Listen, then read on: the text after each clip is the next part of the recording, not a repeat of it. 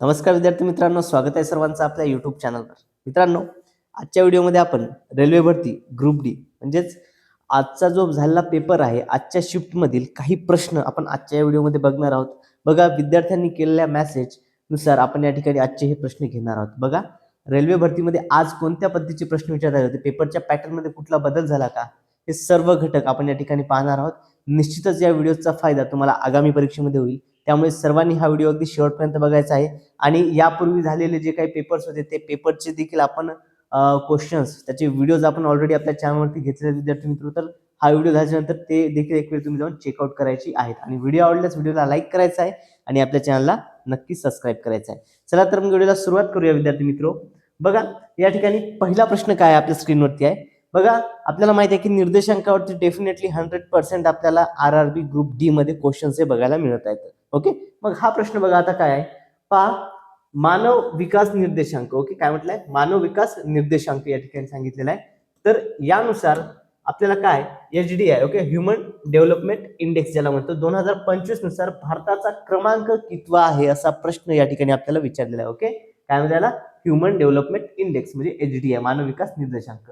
बघा, 130वा, 78वा, 168वा की 93वा. तर मानव विकास निर्देशांकानुसार जो आपल्या भारताचा क्रमांक आहे तो आहे विद्यार्थी मित्र 130वा. ऑप्शन नंबर ए आपल्या या प्रश्नाचं योग्य असं उत्तर आहे. ओके, बघा, याला काय म्हणतात, ह्युमन डेव्हलपमेंट इंडेक्स. ओके, बघा काय म्हणतात त्याला, human development index. Human development index आपण याला म्हणतो. तर यानुसार भारताचा 2025 मध्ये क्रमांक किती आहे तर 130वा आहे. आता थोडंसं या ठिकाणी आपण डिटेलमध्ये समजून घेऊया की नेमका ह्युमन डेव्हलपमेंट इंडेक्स आहे काय.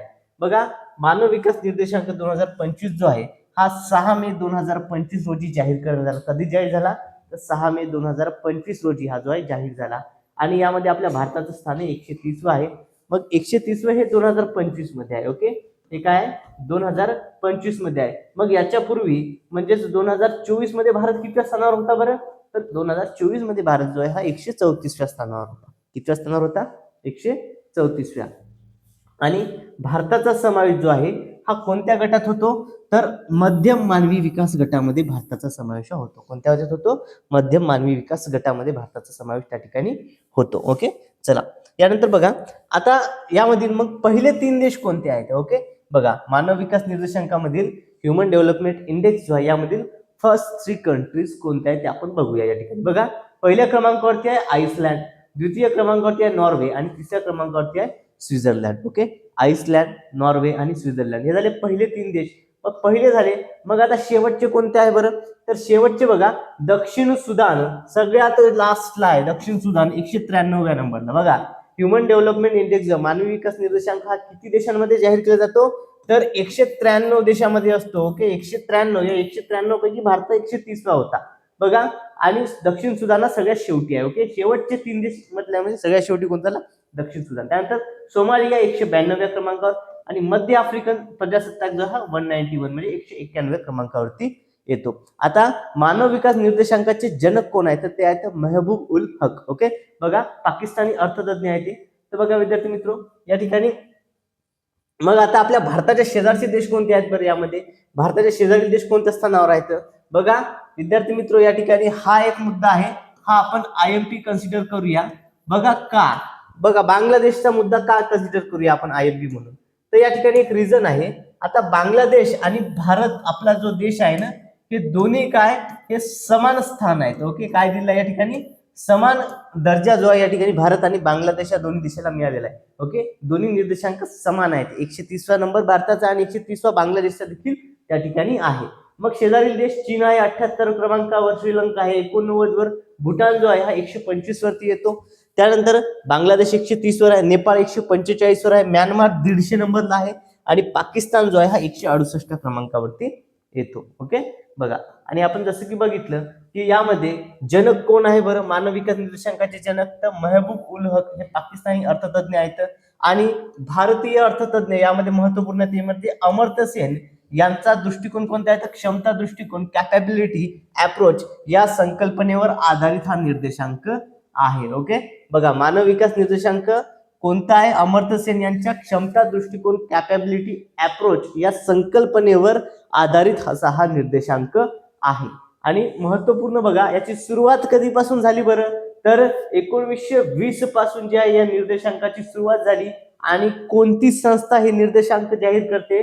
तर या ठिकाणी UNDP, ओके, म्हणजे संयुक्त राष्ट्र विकास कार्यक्रम अंतर्गत जे आहे मानव विकास निर्देशांक हे जाहीर केले जातात. आणि हे निर्देशांक काढण्यासाठी 3 आयाम महत्वाचे असतात, ते म्हणजे दीर्घ व निरोगी जीवन, ज्ञान आणि राहणीमान या 3 घटकावर आधारित मानव विकास निर्देशांक हा काढला जातो. क्लिअर आहे सर्वांना? होप सर्वांना हा पॉइंट व्यवस्थितरित्या समजला असेल. ओके विद्यार्थी मित्रो, बघा, तुम्ही जर आपल्या चॅनलला अजूनही सबस्क्राईब केलं असेल तर सर्वांनी काय करायचं? सर्वांनी चॅनलला सबस्क्राईब करायचं आहे. साईडला जे बेल आयकॉन आहे त्याला देखील प्रेस करायचं आहे, म्हणजे आगामी येणाऱ्या व्हिडिओची अपडेट तुम्हाला मिळत राहील. सोबतच तुम्हाला या सर्व प्रश्नांची PDF देखील मिळणार आहे.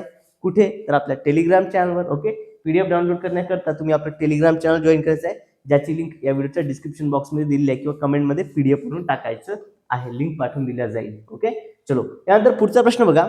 अमेझॉन प्रदेशातील पहिला देश जो मलेरिया मुक्त प्रमाणपत्र प्राप्त केले आहे. बघा, अमेझॉन प्रदेशामधील असा पहिला देश कोणता आहे ज्याने मलेरिया मुक्त देशाचं प्रमाणपत्र प्राप्त केलं आहे, असा प्रश्न या ठिकाणी आपल्याला विचारलेला आहे.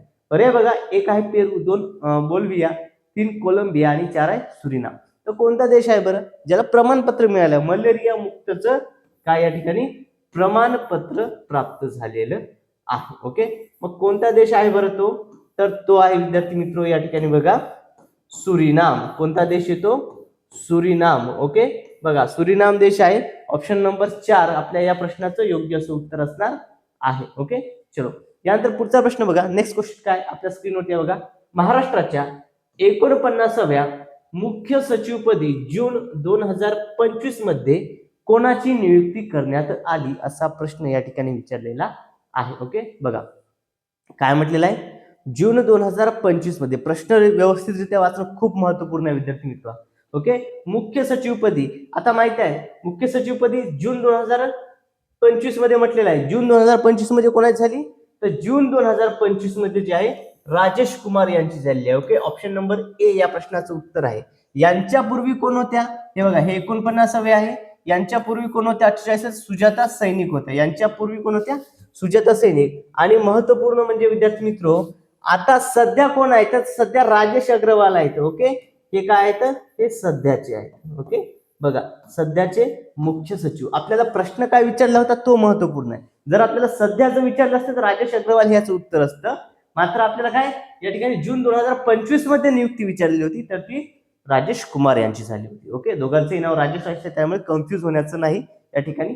IMP मुद्दा आहे विद्यार्थी मित्रो, हा काय या ठिकाणी लक्षात असू द्या. ओके, IMP क्वेश्चन आहे पोलीस भरतीला, तर खूप महत्वपूर्ण आहे. डेफिनेटली आपल्याला प्रश्न दिसतोच याच्यावरती. ओके, पोलीस भरतीला हा 100% याच्यावरती प्रश्न आपल्याला येणार विद्यार्थी मित्र.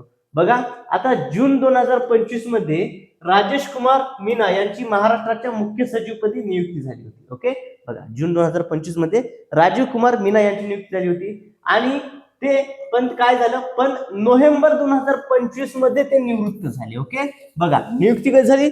जून 2025 मध्ये, आणि नोव्हेंबर 2025 मध्ये ते निवृत्त झाले. आणि ते निवृत्त झाल्यामुळे राजेश अग्रवाल यांची नियुक्ती झाली आहे, जे 1 डिसेंबर 2025 पासून पदभार सांभाळत आहेत आणि सध्या तेच महाराष्ट्राचे मुख्य सचिव आहे.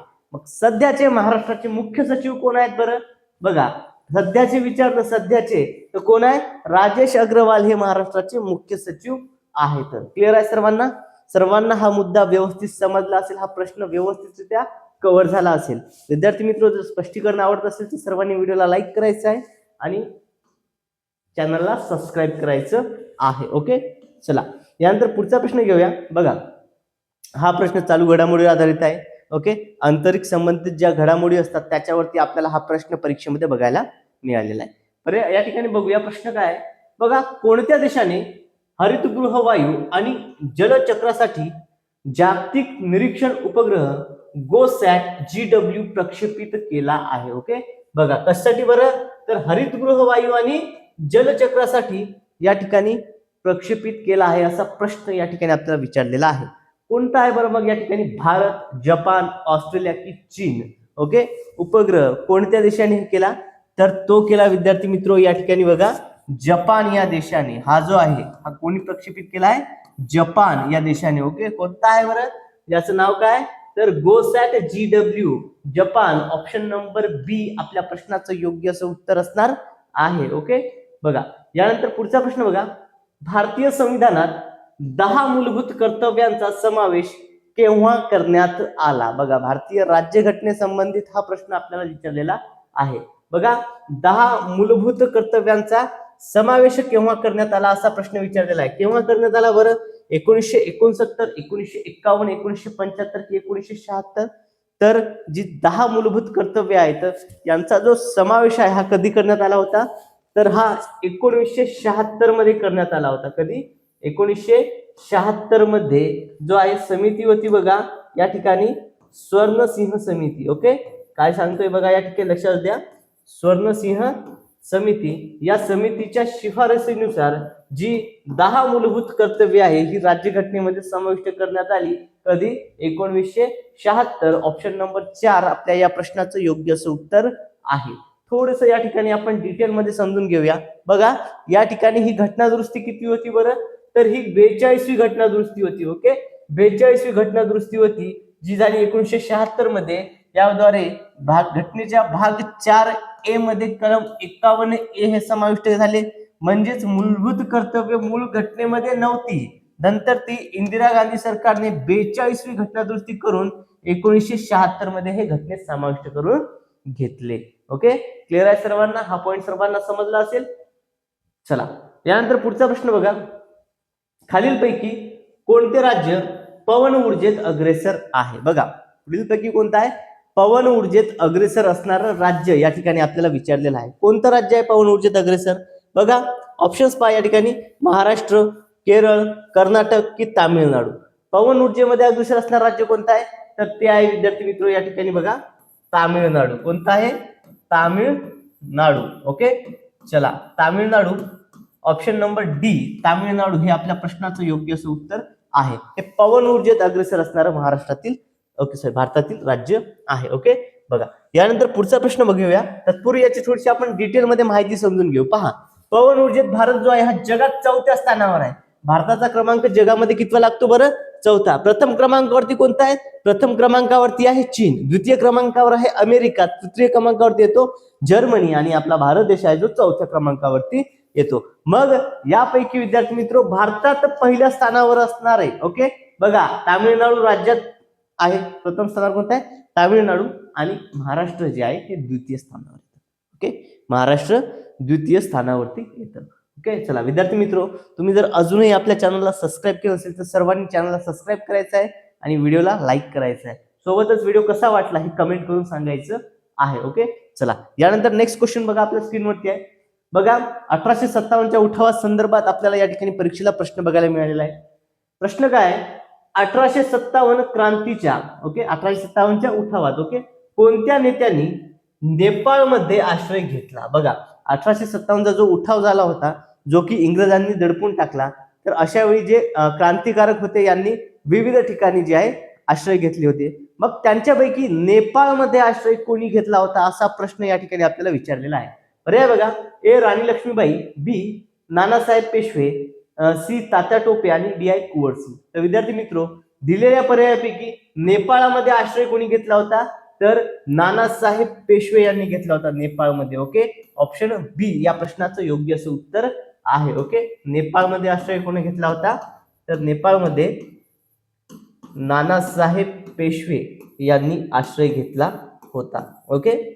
चला बघा 1857चा जो उठाव आहे हा सर्वप्रथम कुठे झाला होता, तर बराकपूर या ठिकाणी. ओके. बराकपूरच्या छावणीमध्ये झाला होता.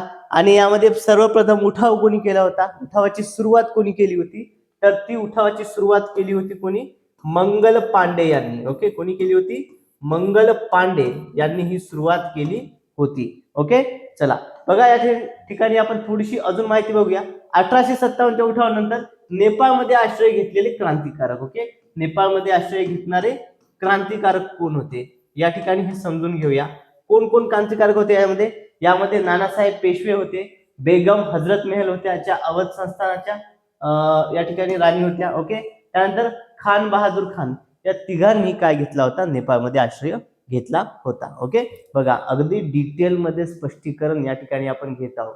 का तर आगामी परीक्षेमध्ये तुम्हाला याचा फायदा झाला पाहिजे. म्हणजे या टॉपिकवर तुम्हाला फिरून जर कुठल्याही पद्धतीने प्रश्न विचारला तर त्या ठिकाणी तो प्रश्न तुम्हाला व्यवस्थितरित्या टॅकल करता आला पाहिजे, सोडवता आला पाहिजे आणि तो चुकता कामा नाही. यामुळे आपण सविस्तर स्पष्टीकरण घेत आहोत विद्यार्थी मित्र. व्हिडिओ लेंदी होईल पण खूप महत्वपूर्ण आहे, त्यामुळे सर्वांनी हा व्हिडिओ शेवटपर्यंत बघायचा आहे आणि सोबतच आपला हा व्हिडिओ आपल्या सर्व व्हॉट्सअप ग्रुपवरती शेअर करायचा आहे. ओके. आपल्या सर्व मित्रमैत्रिणींना शेअर करायचा आहे विद्यार्थी मित्र, जेणेकरून त्यांना देखील या सेशनचा फायदा होईल, आपल्या क्लासचा फायदा होईल. ओके. चलो विद्यार्थी मित्र, एक वेळ व्हिडिओला लाईक करायचा आहे सर्वांनी. बघा यानंतर पुढचा प्रश्न बघूया. आता हा प्रश्न युनिव्हर्सल क्वेश्चन आपण याला म्हणू शकतो, की आपल्या इकडे जेवढ्या काही परीक्षा होतात प्रत्येक परीक्षेमध्ये एक वेळ तरी या घटकावर आपल्याला प्रश्न दिसतोच. ओके. बघा या ठिकाणी काय, ब्राह्मो समाजाची स्थापना कोणी केली. ओके. ब्राह्मो समाजाची स्थापना कोणी केली. ऑप्शन बघा, हेनरी डेरेझिओ, महर्षी धोंडो केशव कर्वे, सी आहे पंडित ईश्वरचंद विद्यासागर. ओके. पंडित ईश्वरचंद विद्यासागर आणि डी राजा राममोहन रॉय. तर ऑब्विसली विद्यार्थी मित्र या प्रश्नाचं उत्तर सर्वांना यायला हवं, राजा राममोहन रॉय. ओके. ब्राह्मो समाज म्हटलं की राजा राममोहन रॉय यांनी 1828 मध्ये जी आहे ब्राह्मो समाजाची स्थापना केली होती. ओके. कुठले होते हे ब्राह्मो समाज. ओके. कुठे केली होती रे, तर कोलकाता या ठिकाणी ब्राह्मो समाजाची स्थापना करण्यात आली होती. राजा राममोहन रॉय यांनी केली होती. बघा या ठिकाणी डिटेलमध्ये आपण थोडंसं आता स्पष्टीकरण समजून घेऊया विद्यार्थी मित्र, कशा पद्धतीनं. बघा स्थापना कधी, 20 ऑगस्ट 1828 मध्ये कोलकाता या ठिकाणी केली होती. कुठे केली होती, कोलकाता या ठिकाणी केली होती. कोणी, राजा राममोहन रॉय यांनी. आता राजा राममोहन रॉय यांनी ब्राह्मो समाजाची स्थापना केली. मग ब्राह्मो समाजाचा उद्देश काय होता हे देखील महत्वपूर्ण आहे, तो देखील समजूया. तर हिंदू धर्माची शुद्धी, एककेश्वर. ओके. हिंदू धर्माची शुद्धी व एकेश्वरवादाची शिकवण देणे. बघा हिंदू धर्माची शुद्धी आणि एकेश्वरवादाची शिकवण देणे हा त्यामागचा उद्देश होता. आता या ब्राह्मो समाजाचे एक समाजाचे सचिव होते. कोण सचिव होते, तर ताराचंद्र चक्रवर्ती हे ब्राह्मो समाजाचे सचिव होते. IMP आहे, नोट डाऊन करून घ्या. ओके. ब्राह्मो समाजाची स्थापना प्रत्येक वेळी परीक्षेत विचारली, कधी सचिव विचारला तर आपल्या लक्षात असलं पाहिजे ब्राह्मो समाजाचे सचिव कोण होते बरं, तर ताराचंद्र चक्रवर्ती. ओके. हे ब्राह्मो समाजाचे सचिव होते. त्यानंतर ब्राह्मो समाजाचे मुखपत्र कोणते, हा प्रश्न देखील आपल्याला परीक्षेमध्ये वारंवार रिपीट होत असतो, वारंवार विचारला जातो. बघा तर कोणते होते बरं, यामध्ये संवाद कौमुदी हे ब्राह्मो समाजाचे मुखपत्र होते. कोणते होते, संवाद कौमुदी हे ब्राह्मो समाजाचे मुखपत्र होते. ओके. बघा अशा पद्धतीने आपण ब्राह्मो समाजाबद्दल सविस्तर माहिती जी आहे बघितलेली आहे विद्यार्थी मित्र. विद्यार्थी मित्र तुम्हाला ही जर PDF डाउनलोड करायची असेल तर PDF डाउनलोड करण्याकरता काय करायचं आहे, सर्वप्रथम आपलं चॅनल तुम्ही सबस्क्राईब करायचं आहे आणि साईडला जे बेल आयकॉन आहे त्याला देखील प्रेस करायचं आहे, म्हणजे येणाऱ्या प्रत्येक व्हिडिओची अपडेट तुम्हाला मिळत राहील आणि रेल्वे भरती संदर्भात कोणताही व्हिडिओ तुमच्याकडून मिस होणार नाही. सोबतच आगामी पोलीस भरती, तलाठी भरती, वनरक्षक भरती आणि नुकतीच आज ज्याची जाहिरात आली अशी मुंबई उच्च न्यायालय लिपिक, शिपाई, ड्रायव्हर या तिन्ही पदाकरता जी भरती होणार आहे त्या सर्व भरतीचे जे आपण क्लास आहेत. ओके. या सर्व स्पर्धा परीक्षण करता तुम्हाला आपल्या चॅनलवरती व्हिडिओज बघायला मिळणार आहे, त्याकरता तुम्ही आपल्या चॅनलला सबस्क्राईब करायचं आहे. ओके. आणि PDF डाउनलोड करण्याकरता आपलं टेलिग्राम चॅनल तुम्ही जॉईन करायचं आहे, ज्याची लिंक या व्हिडिओच्या डिस्क्रिप्शन बॉक्समध्ये दिलेली आहे किंवा कमेंटमध्ये PDF म्हणून करा, त्या ठिकाणी लिंक सेंड करून दिल्या जाईल. ओके. बघा यानंतर पुढचा प्रश्न पहा काय, लक्षद्वीप. ओके. काय सांगलेलं आहे, लक्षद्वीप आणि मिनिकॉय बेटे कशामुळे विभक्त झाली आहेत. बघा लक्षद्वीप आणि मिनिकॉय बेटे ही कशामुळे विभक्त झाली आहेत असा प्रश्न या ठिकाणी आपल्याला विचारलेला आहे. ऑप्शन बघा, एक आहे ए 8 अंश चॅनलमुळे, 2 9 अंश चॅनलमुळे, 3 0 अंश चॅनलमुळे आणि डी आहे 10 अंश चॅनल. ओके. बघा 8 degree channel, 9 degree channel, okay, 0 degree channel, 10 degree channel. Okay. तर बघा लक्षद्वीप आणि मिनिकॉय कोणते आहेत, तर दोन, लक्षद्वीप आणि मिनिकॉय म्हटलेलं आहे. ओके. लक्षद्वीप व मिनिकॉय. तर आता ही कशामुळे विभक्त झाली, लक्षद्वीप आणि मिनिकॉय, तर ही झालेली आहे 9 अंश चॅनलमुळे. ओके. 9 अंश चॅनलमुळे ऑप्शन नंबर बी आपल्या या प्रश्नाचं योग्य असं उत्तर आहे. ओके, 9 अंश चॅनलमुळे ही 2 बेटे ही विभक्त झाली आहे. बघा आता या ठिकाणी विद्यार्थी मित्र ही 2च बेटे आहे का? मग इतर जे चॅनल आहेत यामुळे कोणकोणती बेटे विभक्त झाली असेल बरं? हे देखील खूप महत्वपूर्ण आहे, ते आपण समजूया. बघा या ठिकाणी काय, ओके बघा आता 8 अंश चॅनल, 8 अंश चॅनल जे आहे 8 अंश चॅनलला कोणती 2 बेटे वेगळी केली? तर मालदीव व मिनिकॉय ही 8 अंश चॅनलने केली. ओके, त्यानंतर 9 अंश चॅनल, ओके 9 अंश चॅनल जे आहे त्याने आपला ज्याच्यावरती आपला प्रश्न होता लक्षद्वीप मिनिकॉय.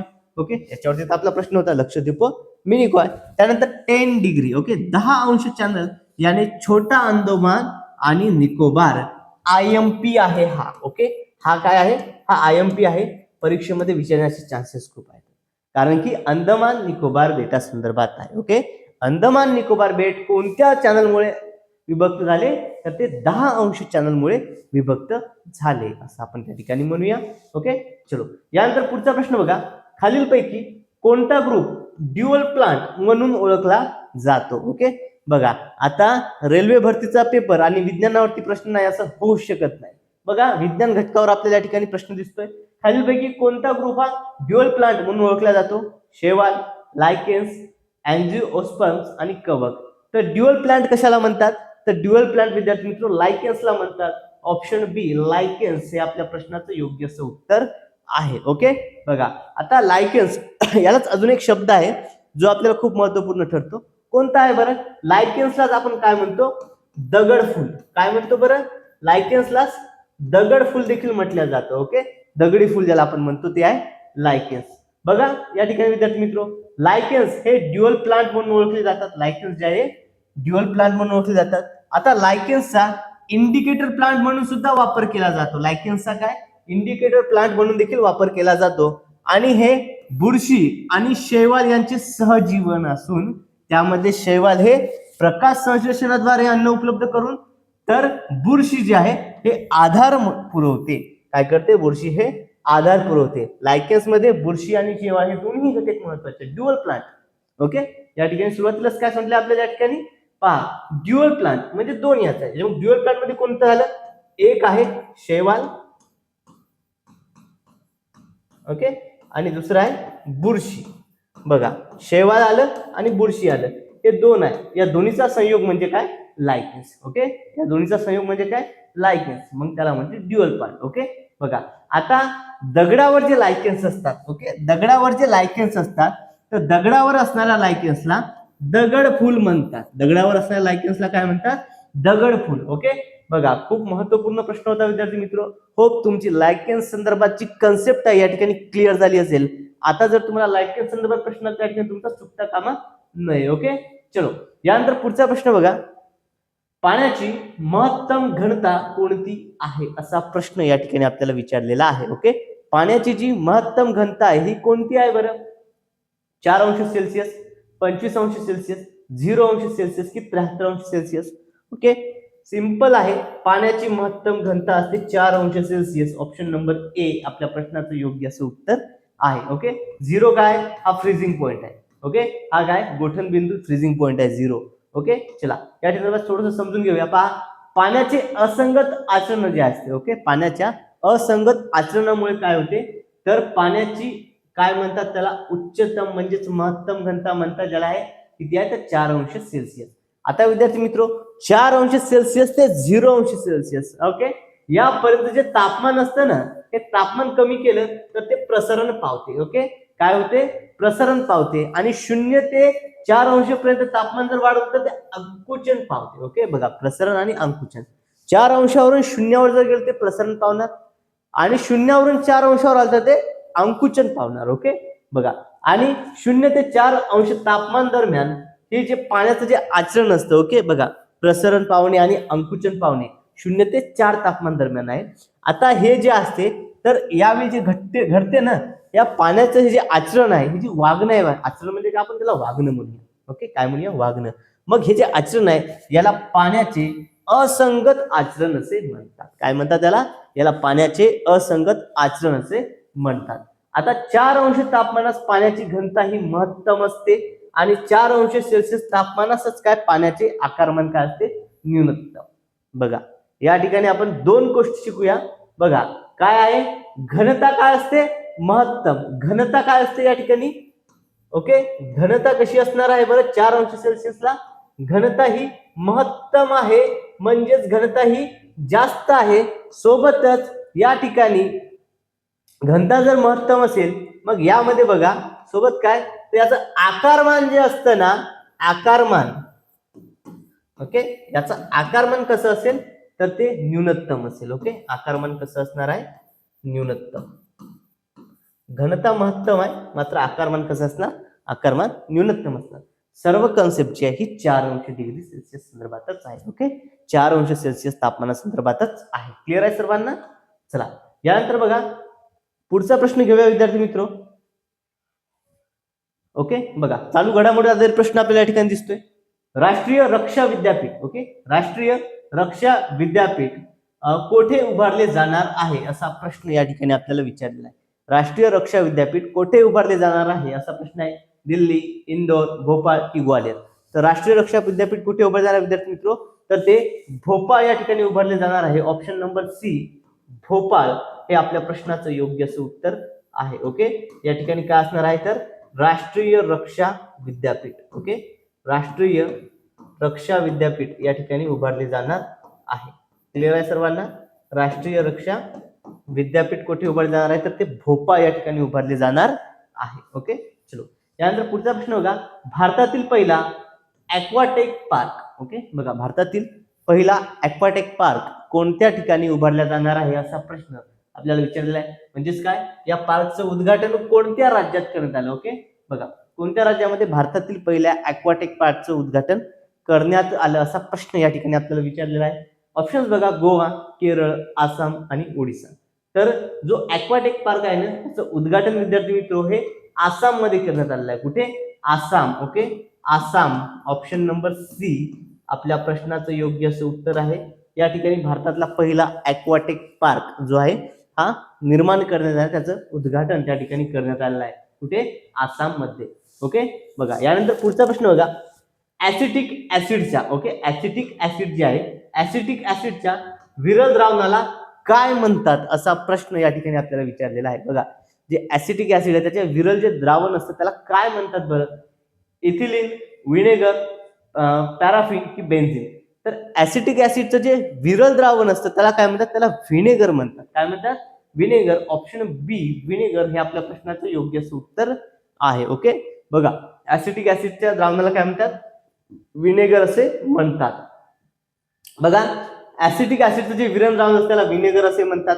व्हिनेगर मध्ये आकारमानानुसार 5 ते 20% ऍसिटिक ऍसिड असते. किती असतं व्हिनेगर मध्ये आकारमानानुसार 5 ते 20% काय असतं हे ऍसिटिक ऍसिड असतं. आणि व्हिनेगरचा उपयोग मुख्यतः कुठे स्वयंपाकातील घटक म्हणून परीक्षक ओके म्हणून केला जातो आणि औषधामध्ये घरगुती वापरामध्ये देखील व्हिनेगरचा वापर हा केला जात असतो. ओके बघा विद्यार्थी मित्र पहा अशा पद्धतीने आपण महत्त्वपूर्ण प्रश्न या ठिकाणी बघितलेले आहेत. विद्यार्थी मित्र व्हिडिओ आवडला असेल तर सर्वांनी व्हिडिओला लाईक करायचा आहे. आणि जर तुम्ही आपल्या चॅनलला पहिल्यांदा आपला व्हिडिओ बघत आहे तुम्ही जर अजूनही आपल्या चॅनलला सबस्क्राईब केलं नसेल तर सर्वांनी आपल्या चॅनलला सबस्क्राईब करायचं आहे. ओके सबस्क्राईब केल्यानंतर साईडला जे बेल आयकॉन आहे त्याला देखील प्रेस करायचं आहे म्हणजे येणाऱ्या आगामी व्हिडिओची अपडेट तुम्हाला मिळत राहील आणि कोणताही व्हिडिओ तुमच्याकडून मिस होणार नाही.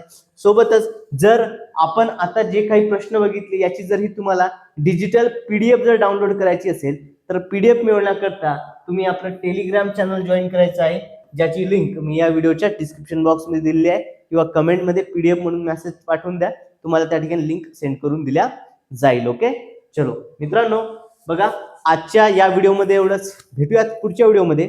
Thank you so much.